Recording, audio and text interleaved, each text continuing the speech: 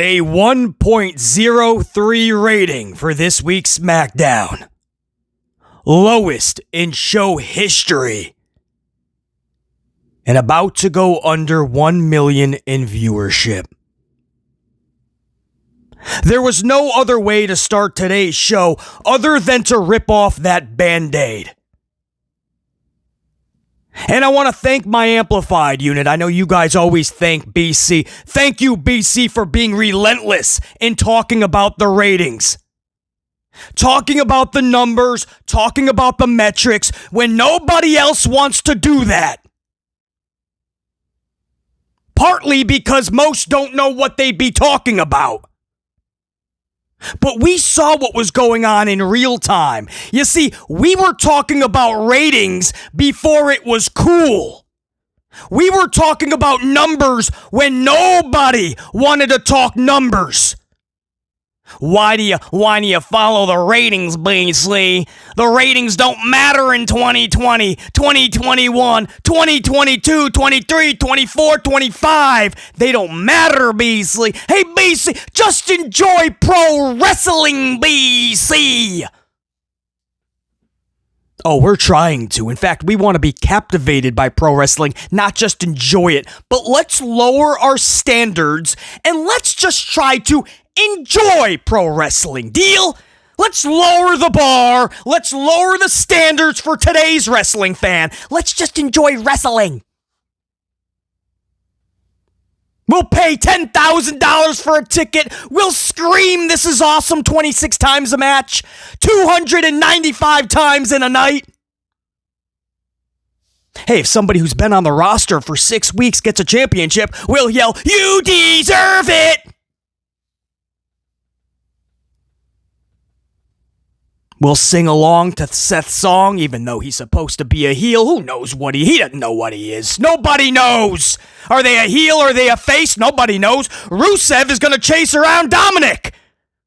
That's a real thing, by the way, on Monday night. A heel chasing another heel. That makes sense. Hey, CM Punk is going to have a feud with LA Knight.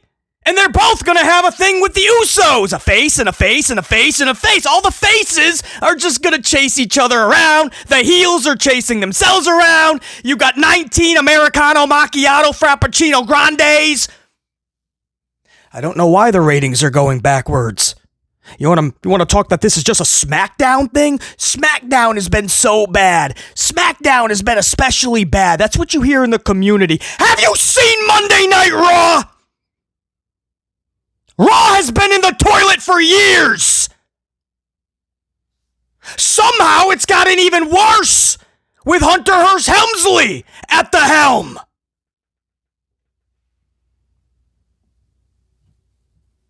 Because Vince McMahon stopped caring his last couple 2-3 years, especially. He was too concerned banging the paralegals in the office. So you said anybody can make this product better, right? Right? You would hope so. Not the case. Here comes Schnoz McGee. And he's too busy playing superstar.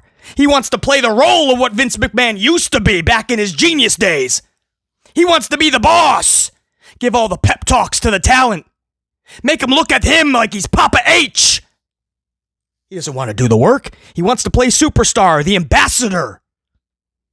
The spokesperson for WWE, the president he wants to play. He wants to play the COO, the chief operating officer, not just chief of creative. Because he doesn't do anything creatively. He doesn't want to be in the office. He wants to be on the Pat McAfee show. He wants to be filming the show Unreal. Show you all the tricks of the trade. All the secrets. He can't wrestle anymore, so he wants to be the star somehow, so he'll create a show that exposes the show. But don't worry, you're still going to have Helmsley all over the actual show, too. He's going to start the show in the opening signature, so he's going to be on the opening introduction of every show. And he's going to be at the end of it. His name's going to pop up, and he's going to make you remember that it's his production. He's producing all this trash. Paul Levesque McMahon. This ain't just a SmackDown problem. Monday Night Raw has been garbage, and it keeps getting worse. And if you need any more proof of that, the numbers. Raw pulling in record lows. Already at a 2.3, and that's 2 weeks in a row. Globally, not domestically US, globally, a 2.3. And that's 2 weeks in a row, so we're starting to see a trend. The new normal could be 2.3. Goodbye 2.6, which was their normal, which was tragically bad. In just 1 year on Netflix, they could have gone from a 6.0 opening to a 2.0. In 1 year, 4 million said deuces. Hours watched on Netflix. For WWE programming, they've lost 1 million over the last 2 weeks. Down to 4.5 in hours watched. That's everything for Netflix. You can't lose that. Then you're really going to piss off Netflix. So no, this isn't just a SmackDown issue. And we've been raising that red flag and sounding that alarm for years on this channel, where the amplified unit says, thank you, BC, for relentlessly talking about this topic, because it needs to be discussed, because they have to know, they have to do better, or they're going to lose it all. They're going to burn that company to the ground with nothing left. And I'm sure they don't care, because right before it goes down to nothing, they will sell it to Saudi and make that last big cash grab. But we've been sounding that alarm for years. Nobody wanted to talk about it, obviously, right? Don't talk the numbers, man. They don't matter anymore. Just enjoy pro wrestling. All the talking heads in the community. Nobody wanted to talk numbers. But with this number, the lowest in SmackDown history, the lowest between Raw and SmackDown, you could put the two together. This is the lowest number they have seen with a non-asterisk show. This is the lowest in company history. And because of that, now all of a sudden you're starting to see people talk about it.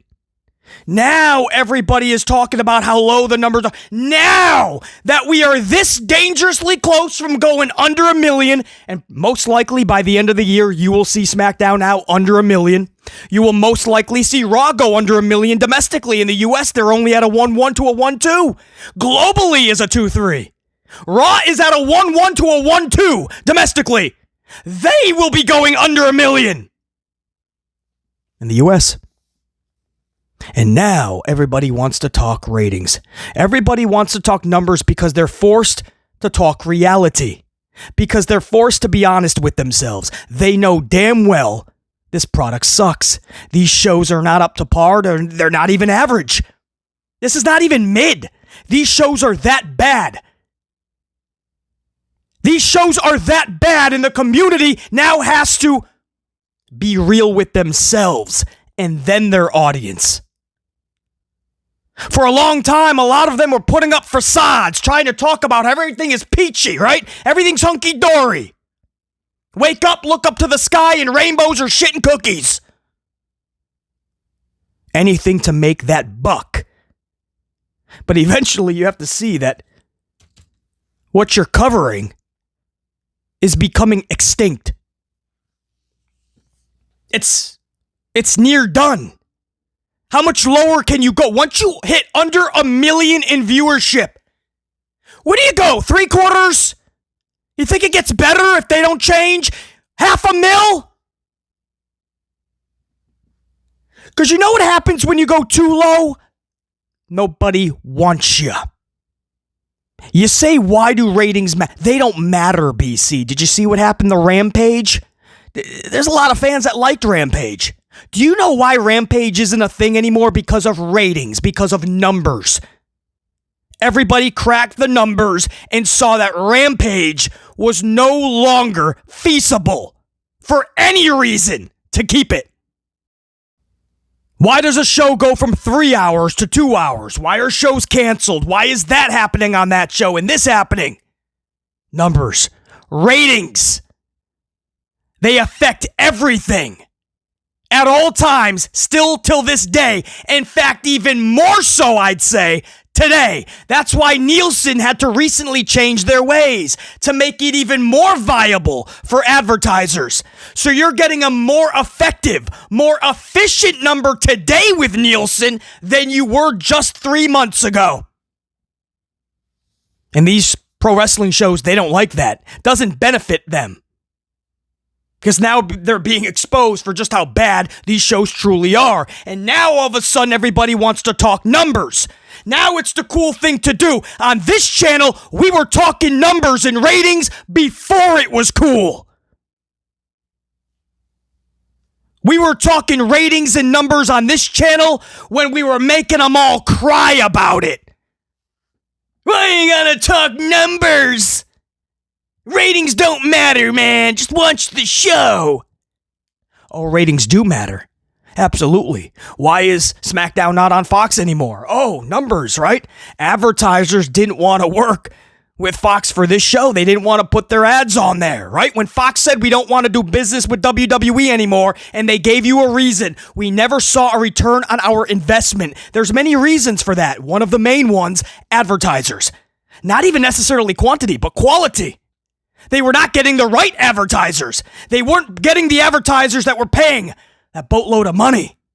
That's what they were hoping for, but they held back because they saw the number wasn't that good. Hey, we'll pay a little bit more. We'll put our ads over here on the NBA, maybe MLB. Real Housewives of Atlanta or LA. Sacramento, Detroit, Boston. Real Housewives of Saskatchewan. Probably be doing better numbers. So Fox said, nope, we're done. Not just ratings, but numbers. USA Network said, no, we don't even want to compete for Monday Night Raw. We're all set. We'd like to keep the relationship. We'll try to salvage this relationship. We'll give you X amount for SmackDown. How's that sound? But we're not paying all this money for Raw anymore. We'll try one last attempt at SmackDown. That's what NBC Universal did. Because they saw the writing was on the wall. Raw's numbers were so low. That's why NBC Universal said no thank you. Do you understand? That's why. They had the money. They just built a new theme park down in Orlando for billions. Epic Universe. But they were also simultaneously seeing the epic decline and downfall of Monday Night Raw. So they said no. One last ditch attempt to salvage this relationship. We'll give you X amount for SmackDown. Nobody else wanted SmackDown. Fox just ditched it. So there's SmackDown on USA. Do you think USA is going to pay any more after this debacle? After it goes under $1 million? And when you go under $1 million, and when you go toward $750,000, maybe even under, what's Levesque McMahon? What's WWE gonna tell USA? Tell the suits and ties and the executives, well, we know that your viewership is down. We know the advertisers are pissed off. You guys are pissed off. But look on the bright side. We got a lot of people watching our matches on social media. They're going on WWE.com and they're watching some of the matches. Yeah, I'm sure USA is going to be ecstatic. That doesn't help them at all. So that deal's going to be done. Netflix is already furious. There's already all the reports. Netflix is furious at not just how low the numbers have gone for Monday Night Raw, but the fact that it doesn't look like they're doing anything about it. They had to tell WWE to heavily advertise this past Monday Night Raw with Roman Reigns coming back early, CM Punk. They wanted this heavily advertised, and it was. You saw more advertising than we've seen in a long time for Monday Night Raw. I told you guys why. Netflix, they're pissed. And it's not just the low numbers, it's when you see that the guy in charge doesn't care. When the audience is trying to tell him, hey, this needs to be changed. This doesn't feel right. This isn't good. He tells you to fuck off. Tells you to F off. Says you're not a real fan if you're critiquing it. That's the guy in charge. And now he has his wrestlers going out there and saying, hey, you don't need a story. So for those of you that are saying, where's the stories at? AJ Styles has a live microphone this past Monday, and he says you don't need a story.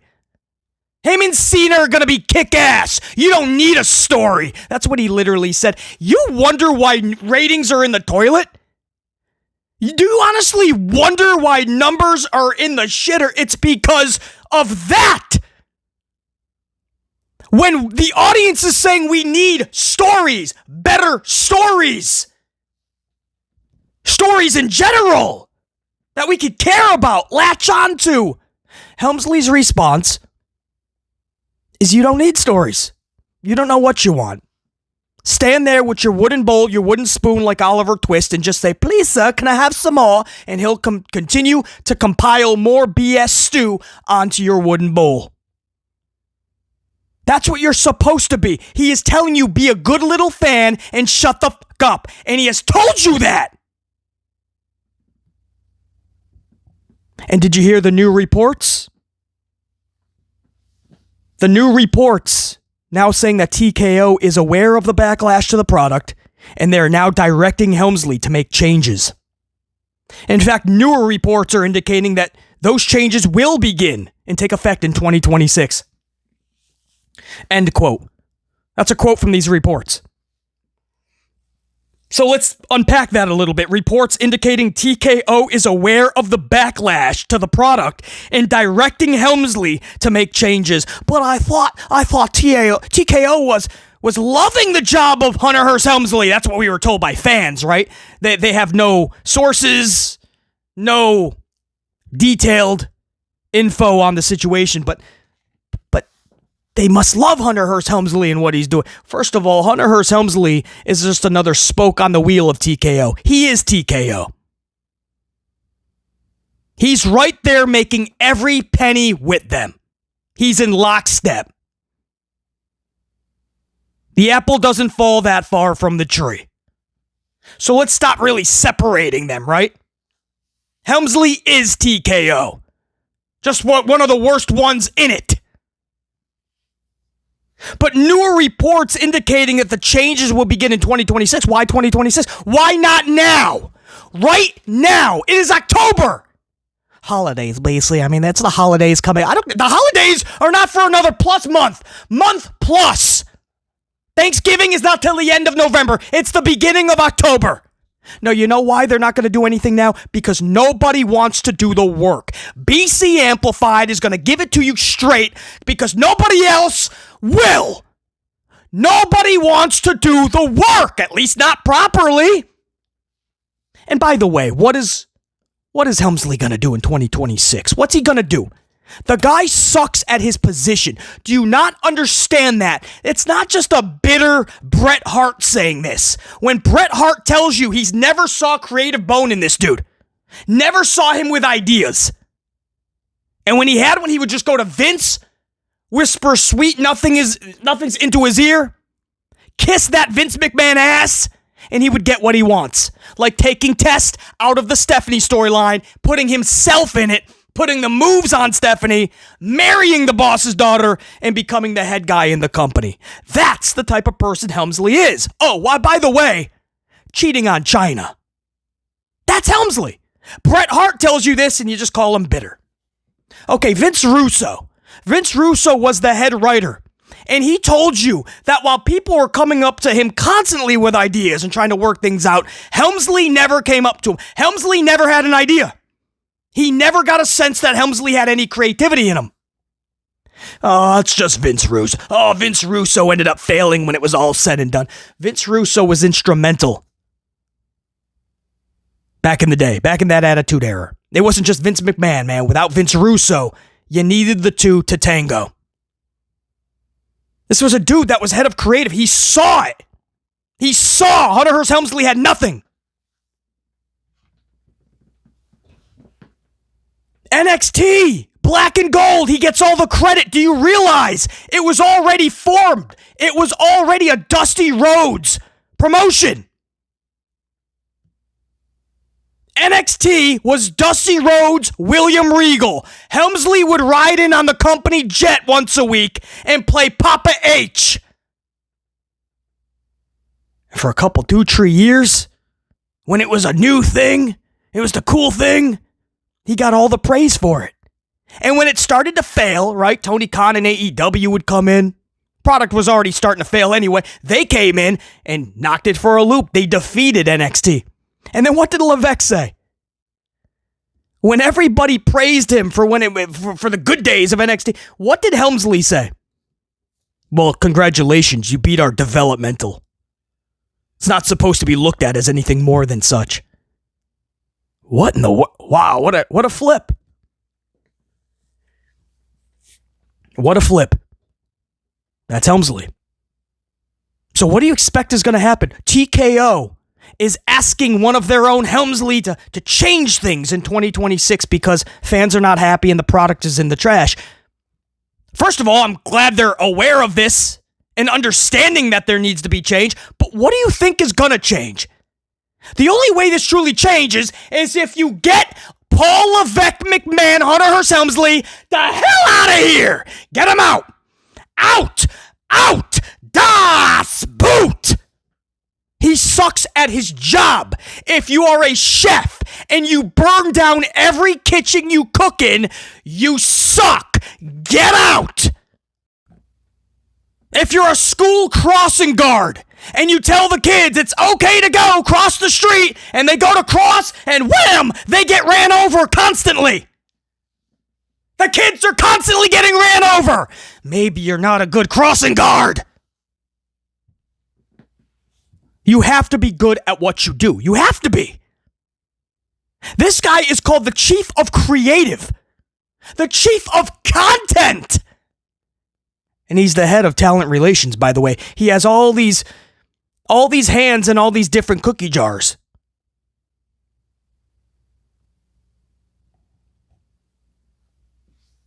But yet he does nothing. He does nothing but grab the spotlight from all of his own wrestlers. He's on all the shows. He does all the commercials, all the voiceovers, all of the press conferences. He does all of that. And as I said earlier, when he realized he can't be a part of the actual show anymore, a superstar on the show, he made his own show that exposes the show Unreal. And he still keeps himself in the opening signature, and he's the last name you see when the shows end. And that credit pops up.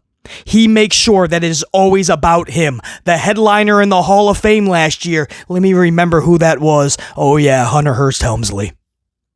The headliner, or one of, for this year's WrestleMania, Steph, his wife. Oh yeah, who's probably going to be presenting? Who's going to be in the main event of the Hall of Fame? Yeah, it's going to be Hunter Hearst Helmsley yet again.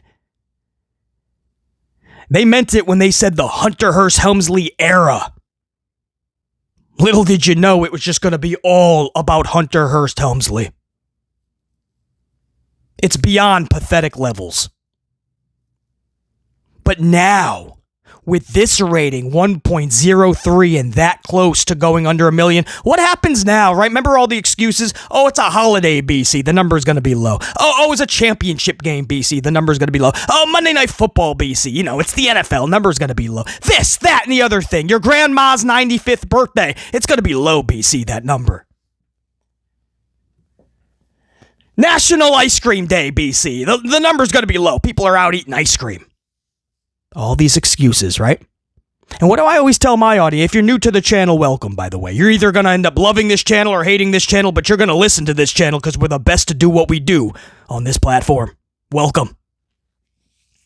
But as I always say on this channel, it's not the number itself, it's how we got there. It's the trajectory of the number. So when people go, of course, man, wow, it was a holiday and a championship game. Of course the number was going to take a hit. No, you see, you don't want to be in a position where you have to take a hit like that.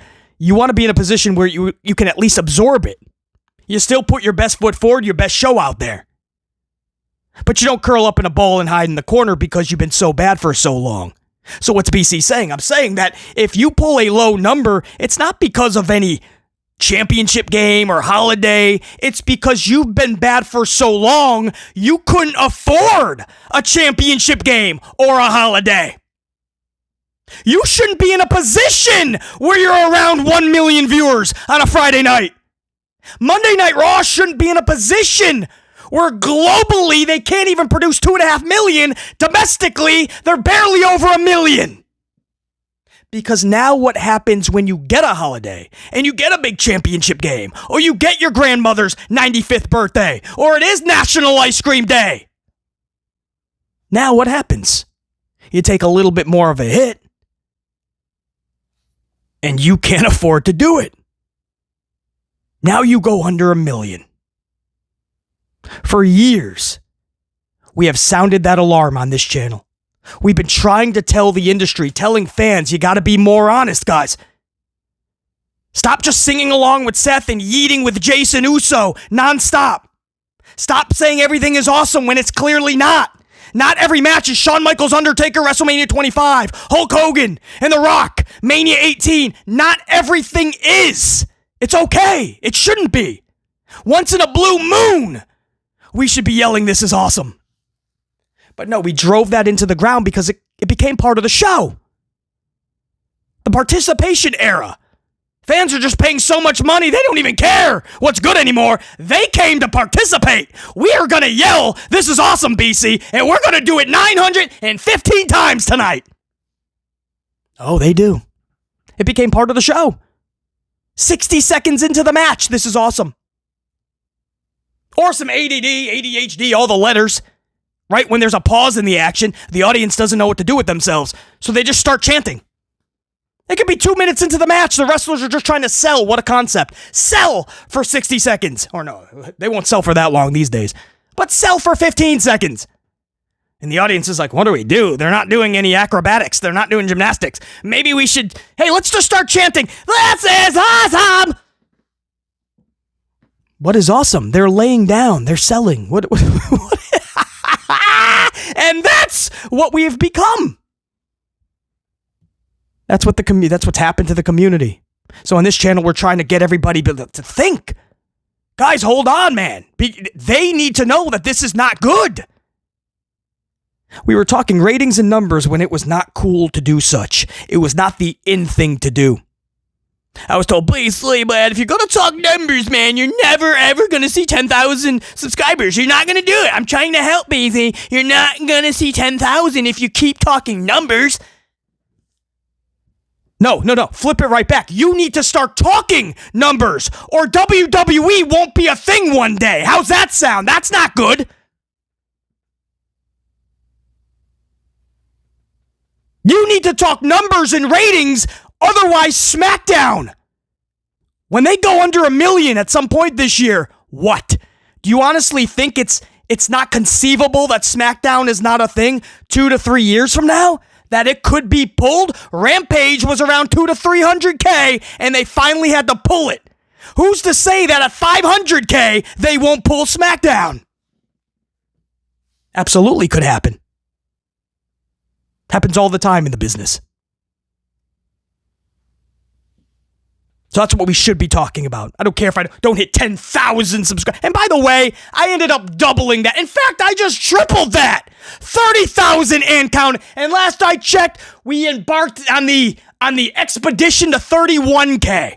So now, we are now officially headed toward 40,000. So yeah, we can achieve goals while still speaking truth. Even if we gotta get there the hard way and do it the unconventional way and have the hard discussions, that's fine. Because on this channel, I ain't gotta worry about making a buck or putting on a facade so I can get some clicks and views. I don't have to worry about that. It's not why I started the channel. And if it ever became that, it'd be done. Snap of a finger. I'd pull it.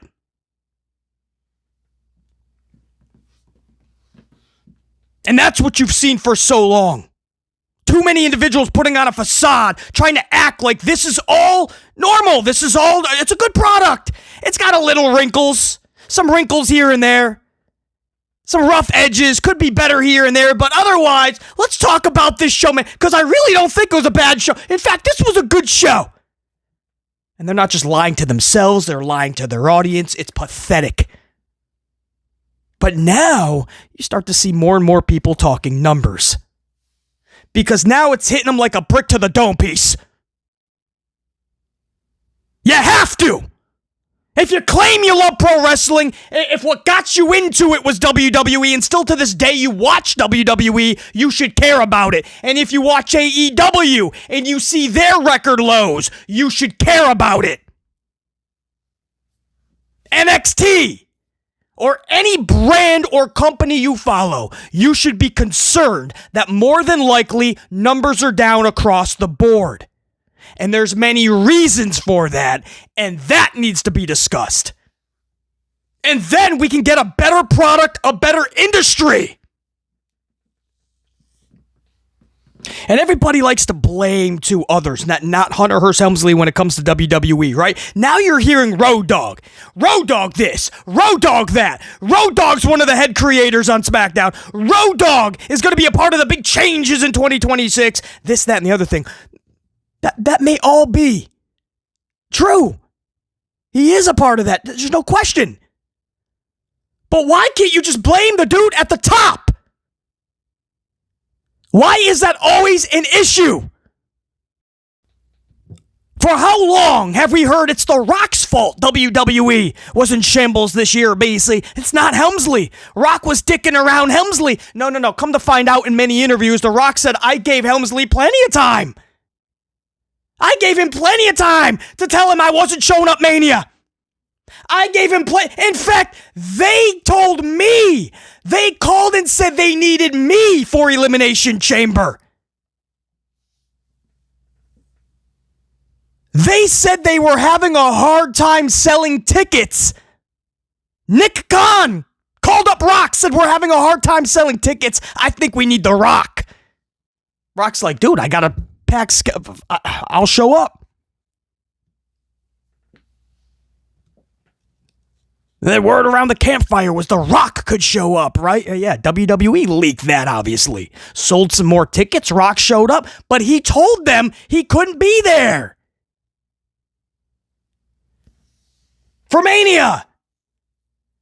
Helmsley had months of knowledge of this, and he came up with Travis Scott as the big final act of WrestleMania.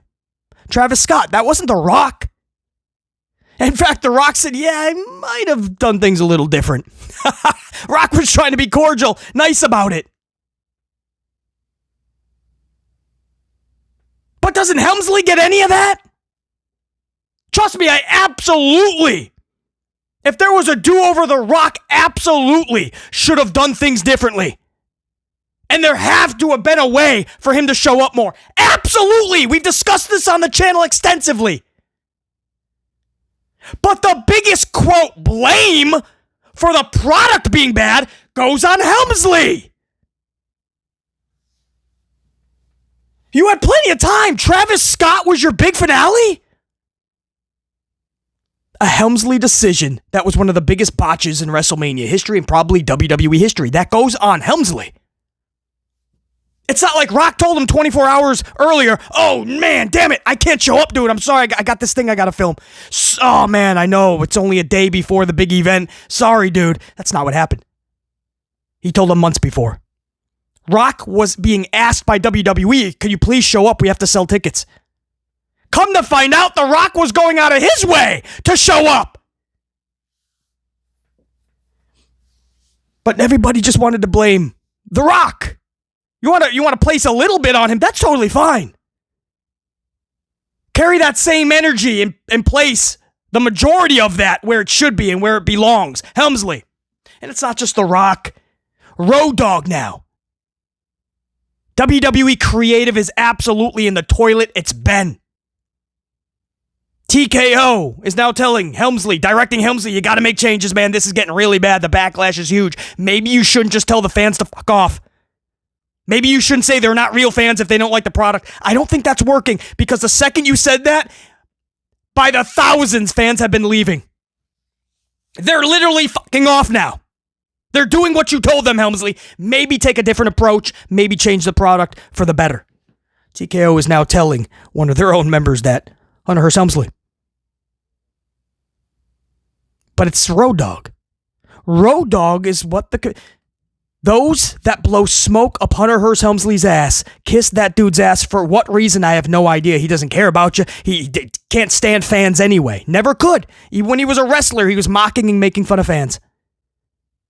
He has always thought he's better than. He knows he's richer than you. Smarter than you. That's how he looks at fans. He's richer than, smarter than, better than you. That's Hunter Hearst Helmsley. That's why he says that to you when you raise concerns about the product and he tells you to F off. And he says you're not even a real fan, so shut up. That's why what boss with any company would say that to their consumer? To their fans, to their patrons? If you're in the hospitality industry, what boss would speak to their people like that? Nobody. It's not how you conduct business. This company is so full of their own shit. This company is so high on that horse. They think they're so much better than everybody that they can talk down to you like that and you're not going to do anything about it. But fans walked away in droves. The moment he said that, we saw ratings tank like we've never seen before.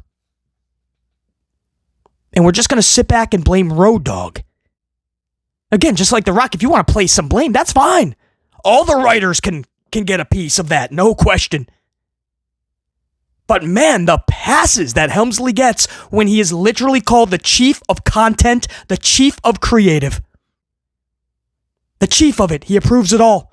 So even if Jesse James, the Road Dogg, comes up with 26 bad ideas every Friday, nothing gets onto that show unless Helmsley says approve, approve, approve, approve, approve, approve. You saw that on Unreal, right? All the writers are doing all the work. He comes in and he X-nays and he takes things off and he makes the changes.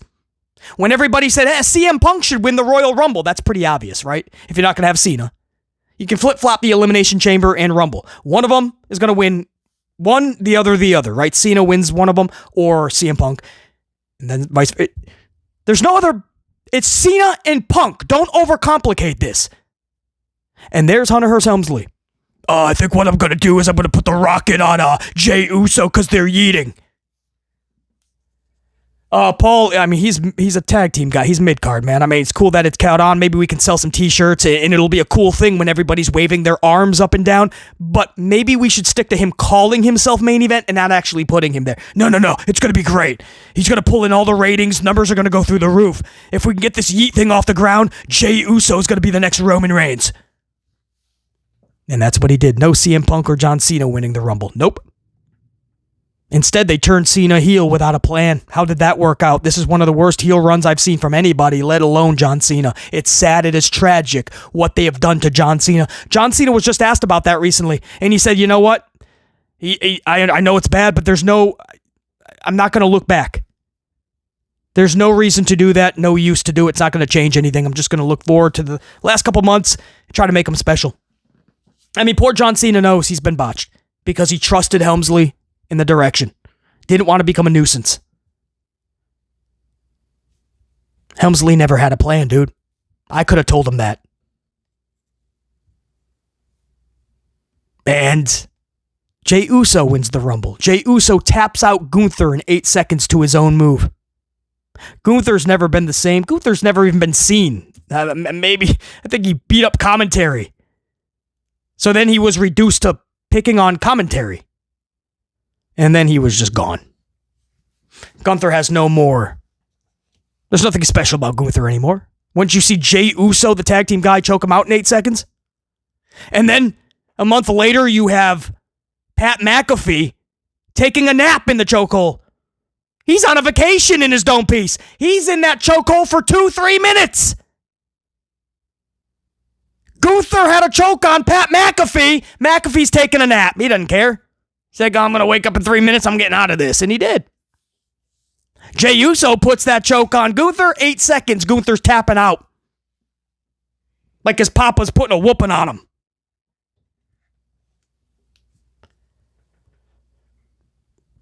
That's Hunter Hearst Helmsley's booking. And then 2 months later, he had to take the title off of Jey Uso because he realized, oh, wow, we're losing a lot of numbers, aren't we? Yeah, the same WrestleMania where you told fans that were pissed off to fuck off. Oh, I guess they are. Sorry, Jay, I got to take the title back, man. This isn't working. But see, the stubbornness, right? The ego of Helmsley won't just let it go. Now he's trying to implement this, quote, story, if that's what you want to call it. They're just redoing Bloodline. They're redoing what Vince McMahon and Paul Heyman did years ago. More tension within the Usos and Roman Reigns. Wow, I feel like I saw that years ago. Oh, wait, we did. Under Vince McMahon and Paul Heyman. Now you're getting it with Helmsley. And now you see, right? Jey Uso is being positioned to be the new tribal chief. Yeah. That's what the WWE, quote, universe, because that's what we're still calling it. You hear Tessitore? Yeah, remember when Vince was finally gone, and we said, oh man, Helmsley's finally getting away with the damn universe. No, they're still calling it that. That's what the WWE universe wants, right? Jey Uso is now going to be the tribal chief. Roman Reigns, Jey Uso. That's where we are going as a company. And you wonder why ratings are going backwards? When you used to get Hogan, Savage, Warrior, Flair, Piper, you used to get Stone Cold, Rock, Taker, Angle, Michaels. Hell, even after that, you were getting Cena and Batista and Brock Lesnar. And now you are getting Samuel Zayn, Sam Zayn, Jason Yeaterman, and I don't know who, do you have anybody else? Cody Rhodes and Seth Rollins, I guess. CM Punk is can Helmsley tell you he is trying to ruin CM Punk without actually telling you he's trying to ruin CM Punk? He's already ruined LA Knight. And now he's like, dude, I gotta put you in some weird stuff with LA Knight. And we'll mix it up with the Uso. It's gonna be faces imploding on one another. I don't have any heels. Right? He has to admit that. I have no heels. I already ruined Gunther, and he's gone.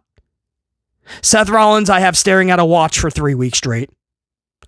And they sing along with him anyway. He doesn't feel like it. And I got nobody. I got Becky Lynch, but she's a gal.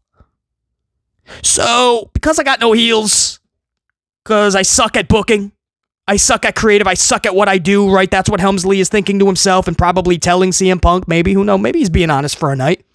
Because of that, I'm just going to need all my faces to fight each other. Roman Reigns doesn't even feel special anymore. Roman Reigns, I said this on my Raw review this week. Did you see Roman Reigns? How sad is what happened to him?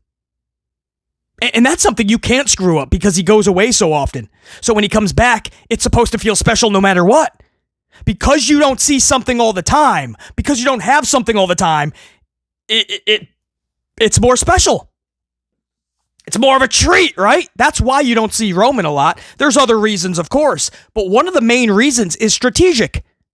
Nothing else was working. They were pushing Roman Reigns so hard, forcing him down everybody's throat. They're like, no, we got to make a complete change. They turn him heel. And because Paul Heyman was behind a lot of this with Vince McMahon, Paul Heyman made sure they did it correctly. And they said, if we're going to do this, you can't be out there every week. So you can't ruin Roman Reigns. The way the character is set up, he's always going to be special no matter what. You'd have to be really bad to ruin Roman Reigns. This past Monday, everybody was forced with that reality that they have ruined Roman Reigns. He's out there. Once the music stops, he's on the mic, and it's just like, ooh, this is rough. You could tell there's no direction. Thank goodness all they have him saying is, Dallas, acknowledge me, and that was it, because they know they have nothing. And then Bronson Reed comes out, a mid-carder. Will he one day be a main eventer? Maybe. Oh, we're hoping. I can't say that for a fact. The way they're booking him now, man. Sometimes he looks like a badass. Other times he's looking up at the lights. He's being beat up. He's running away. 50-50 booking will do him no favors. But it's clear Bronson Reed is booked like and feels like nothing more than a mid-carder, and for the last several months, Roman Reigns has been fighting Bronson Reed. Tag match with Jey Uso. They defeat Bronson Reed and Breaker. A month later, I think it was Clash in Paris. Roman Reigns defeats Bronson Reed one-on-one. Goes away again, comes back. Sets up another match for Australia, Crown Jewel. Australian street fight. I can assure you there will be no streets in Australia used. It's going to be kendo sticks, trash can lids, trash cans, some tables, maybe a ladder, who knows, a toolbox. Nothing to do with a street. Nothing to do with Australia. Just a no DQ, no countout match. No holds barred, you can call it. But that's what Roman's been doing this entire summer. So if you're thinking, man, I got to tell you, man, it doesn't feel like Roman is special. Yeah, it's because he's not. And it crosses the line of, is it just somebody who's just really bad at his job, which we know Helmsley is by now. We know this, right? We have a 3-year portfolio to tell us Helmsley is extremely bad at what he does. You could say what you want about Tony Khan in AEW or any other promoter. I don't care if it's a promoter at the local bingo hall. They could be really bad. Hunter Hearst Helmsley has said time and time again, hold my coffee, he's the WOT, the worst of all time. So there comes that point, though, where you're thinking, yes, he's extremely bad, the worst at what he does, career-wise. But is it more than that? Is he sabotaging these individuals on purpose? Roman Reigns, CM Punk, LA Knight? Because you can't possibly be that bad that you would destroy all the special qualities that they possess, right? You can't be that bad. And then you look, you see Helmsley, and you go, oh yeah, he can be that bad. But he can also be that egotistical and hold that much narcissism in him.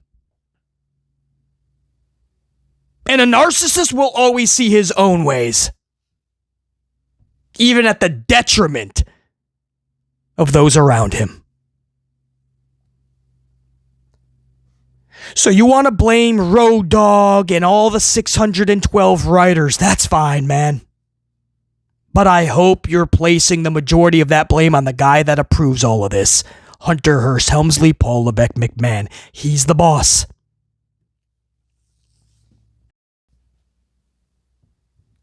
When we step up and say no, Paul Levesque McMahon, Hunter Hearst Helmsley, we're not gonna fuck off. We were watching this before your scrawny ass paraded that stupid ass Greenwich Rich character into WrestleMania 12 and got your ass whooped by the Ultimate Warrior.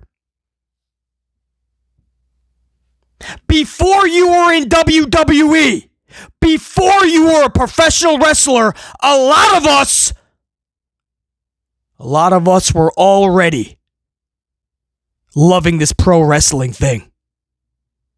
Pouring in the money to these machines, going to these arenas, buying the merchandise, rooting it on, giving our feedback. And then your scrawny ass comes up at WrestleMania 12. You kiss all the ass that you need to. You stab everybody in the back. You tell everybody what they want to hear. When they turn around, you hit them with the proverbial sledgehammer. You shit on the fans every single time they try to say, hey, hold on, can we get a little bit better? This doesn't feel right. That needs to be changed. No, you don't want to hear it. Instead, you just bash the fans. Now is the reckoning. Now is the awakening that this company has needed for a long time. A 1.03. Basically, you could blame it on the new system, man. There's a new Nielsen system. BC, it's Road Dogg. It's Road Dogg. He's been sent to destroy WWE. BC, I still think it's The Rock, man. The Rock is destroying world wrestling entertainment. BC, it's creative writer, member 512. Creative writer 512. Something's not right. I think he's sabotaging WW.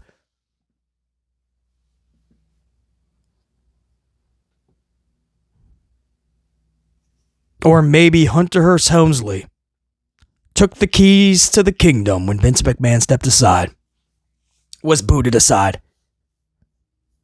And for that first year, he got to play superstar. Everything that Vince McMahon created, Hunter Hearst Helmsley and TKO Endeavor, they just got to ride on the back of Vince McMahon's creation. Make some power moves, right? Take a lot of events, start the process to take events out of the US to maximize your money, right? All these countries that don't get a lot of WWE, they'll pay now because now we're going to go over there more often. Until what we recently saw in Paris, right? They couldn't sell out. Why? Because they're going there a bit too much now. Credit cards max out. Product isn't that good. So when you come back around, even Paris is going, do I really need to show up? Nope. But for that first year and a half, it was good, wasn't it? Expand your relationship with Saudi. They'll give you a lot more. Take the product that Vince left you with and try to get few billion dollars from Netflix. Business was booming, right? Cody was telling us it's the best era in wrestling. Rock was telling us wrestling is cool again. Helmsley's telling you they're making more revenue than ever before. And then when that runs out and Vince McMahon's not there to hold your hand anymore, and you run that place into a wall, what's left? Nothing. A 1.03 on your Friday Night SmackDown. What are you going to say? Can't say, nobody watches cable, but you see, they all went to streaming, yeah? Where are they on Monday nights then? Remember when WWE was saying we can now reach 700 million people because we're on Netflix? You're pulling 2.3 globally, 1.1 domestically in the US. What are you doing? Where is 698 million people? Where's basically the entire 700 million? Oh, they don't need to watch.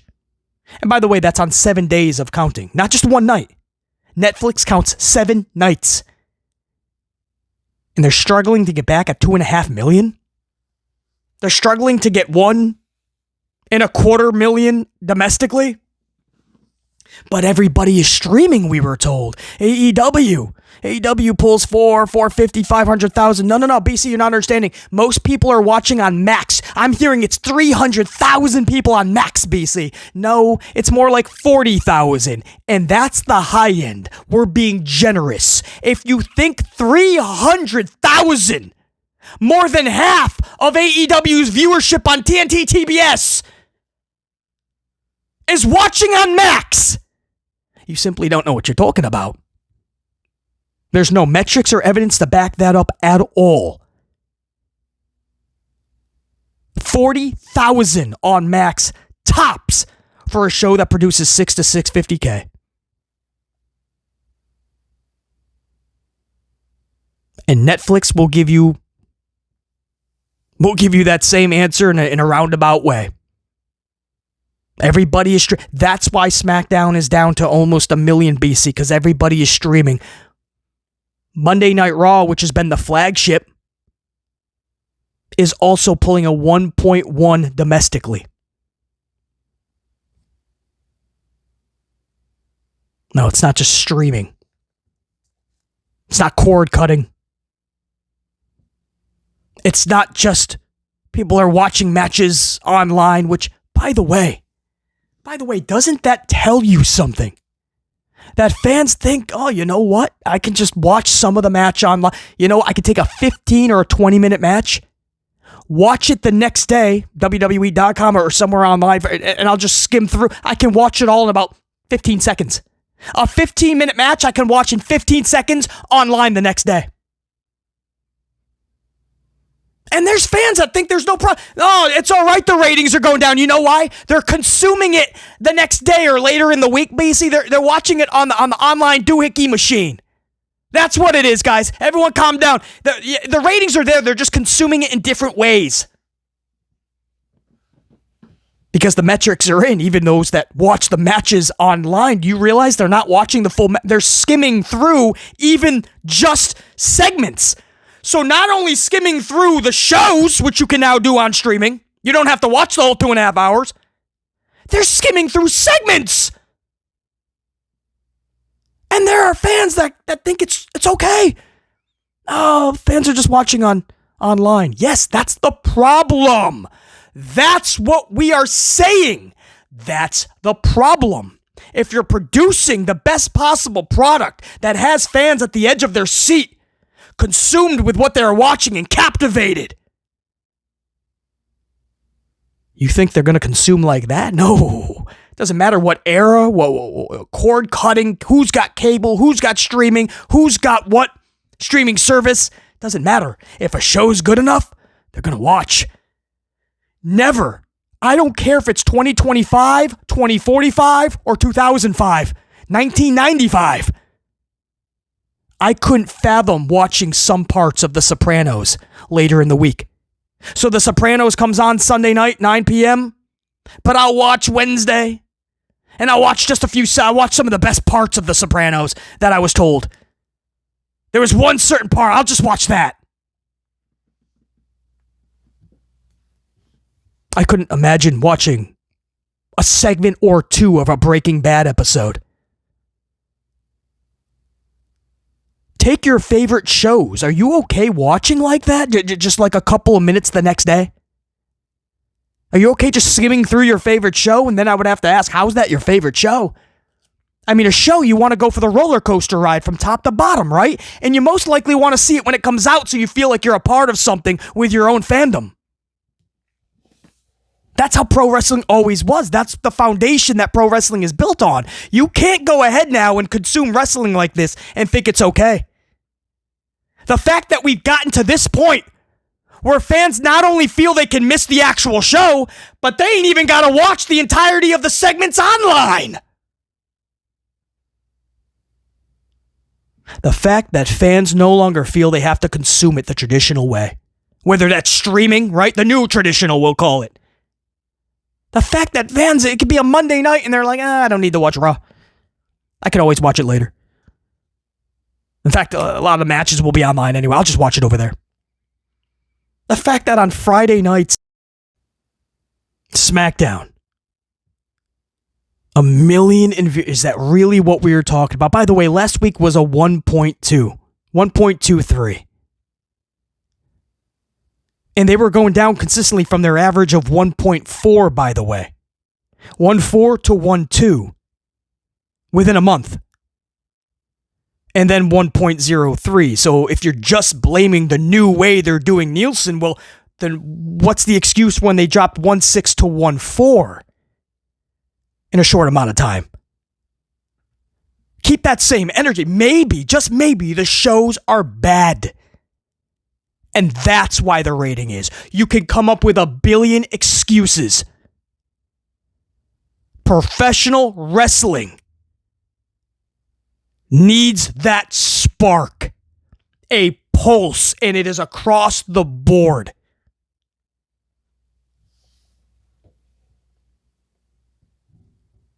And it does not help when the fans say we need stories we care about. We need really good stories. Not just stories, by the way. We need good stories. We need to care about the characters. And you know what they have AJ Styles say on live TV Monday night? We don't need a story. We'll kick ass. Just pay. We're charging you 3 times the amount. And we don't need stories. We're just going to have a wrestling match. Well, we've seen you guys many times in the past when you were in your prime. Now you're no longer in your prime. You have no recent storyline that we need to care about. And now you're telling us to shut up. You don't need a story. Just pay us your money and watch. That's what Helmsley had AJ Styles say this past Monday. That's real. That's a true story. That's the story. BC will give you the story. That's the story. Now the wrestlers are telling us we don't need stories. Again, new reports suggesting now that TKO is aware of the backlash of the product. They're directing Helmsley to make changes. Reports then came out that in 2026 you'll start to see those changes. I don't know why we would have to wait. There's no reason. Holidays aren't for a while. Let's do that like yesterday. Changes should have been made years ago.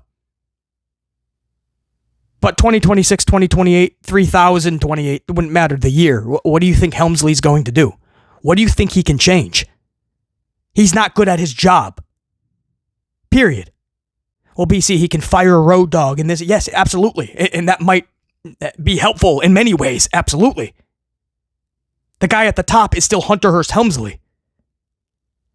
You can't see the true change unless Hunter Hearst Helmsley is removed. And hopefully somebody competent that knows how to deliver a good professional wrestling show product. And not just be all about himself. A 1.03. Nobody is happy to talk about this. So much of the community is, finally, and justified. Nobody, I'm sure, is happy to be talking about this. We love pro wrestling. A lot of us started off watching WWE. And to see it hit these record lows under this doofus son-in-law, it's unacceptable. And I'm glad that other people within TKO are starting to see that. And maybe TKO can look in the mirror and say, hey, how can we make things a little better? We know we have to make our revenue back here, there, and there, but maybe we're putting too much advertisements on that ring. Maybe we're taking away from a lot. Maybe we're becoming an eyesore. Maybe our commercials extending from 2 to 3 and even 4.5 minutes. Maybe that is too much. Maybe we need to slow it down here and change this up. Maybe TKO as a whole should start improving for the better. But yeah, it absolutely starts with Helmsley. 1.03, guys. Lowest. I can't tell you. I'm still shocked, even though I've been telling you guys that this is what is going to happen. I was the only one in the community, it seemed, who was trying to tell you guys, this is happening, guys. It's happening in real time. We have to be honest. There's a real possibility it goes under 1 million. Nobody wanted to talk about it. Now, finally, everybody is. Is it too late? No, it's never too late. It's most likely going to dip under 1 million by the end of the year. But the process has to begin to make this better, and maybe we can salvage something. But I can't say I'm shocked in totality because I knew that was coming, but still stunned. Still stunned when you see it in real time and you actually see that number, 1.03. It is wild. Until next time. And there will be that next time. Amped up with BC. Thank you, guys. Unit.